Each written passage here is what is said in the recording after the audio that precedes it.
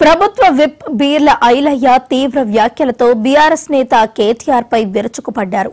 వచ్చే ఎన్నికల్లో కాంగ్రెస్ 100 సీట్లు గెలుస్తుందని, బీఆర్ఎస్ ను బొందపెడతామని హెచ్చరించారు. కేటీఆర్ అహంకారం తగ్గించుకోవాలని, అసెంబ్లీ చర్చకు రాకుండా ఫామ్ హౌస్లకు పరిమితమయ్యారని విమర్శించారు. సీఎం రేవంత్ రెడ్డి గతంలో బీఆర్ఎస్ ను అసెంబ్లీ, పార్లమెంట్, ఎమ్మెల్సీ ఎన్నికల్లో ఓడించారని, ఇప్పుడు కేటీఆర్ వక్రబుద్ధి మానుకోవాలని డిమాండ్ చేశారు. వర్కింగ్ ప్రెసిడెంట్ కేటీఆర్ గారు మా ముఖ్యమంత్రి రేవంత్ రెడ్డి గారి మీద చేసిన వ్యాఖ్యలను పూర్తిగా ఖండిస్తూ, కేటీఆర్ గుర్తుపెట్టుకో, మా ముఖ్యమంత్రి చెప్పినట్టుగా వచ్చే ఎలక్షన్లో 100 సీట్లు కొడతాం, బీఆర్ఎస్ పార్టీ బొంద పెడతాం. ఇప్పటి నుంచి మా పార్టీ నినాదం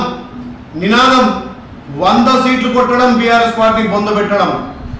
తెలంగాణ ప్రజలు మీ ముఖం మీద ఉమ్మేసి మిమ్మలను పదవి నుంచి దించినా కానీ మీ అహంకారం, మీ బల్బు ఇంకా తగ్గలేదు.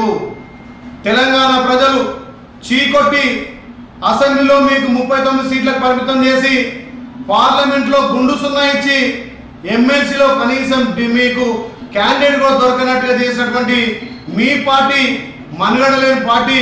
ఇలా మా గౌరవ ముఖ్యమంత్రి రేవంత్ రెడ్డి గారు ప్రజాపాలన ద్వారా ఒకవైపు అభివృద్ధి, ఒకవైపు సంక్షేమం చేసుకుంటూ ప్రజల నుంచి వస్తున్నటువంటి ఆదరణ ఇలా చూసి మీరు తట్టుకోక మాకు 100 సీట్లు వస్తాయని మా గౌరవ ముఖ్యమంత్రి సవాల్ విసిస్తే ఆ సవాల్ను స్వీకరించే దమ్ము నీ అయ్యకు లేదు, నీకు లేదు.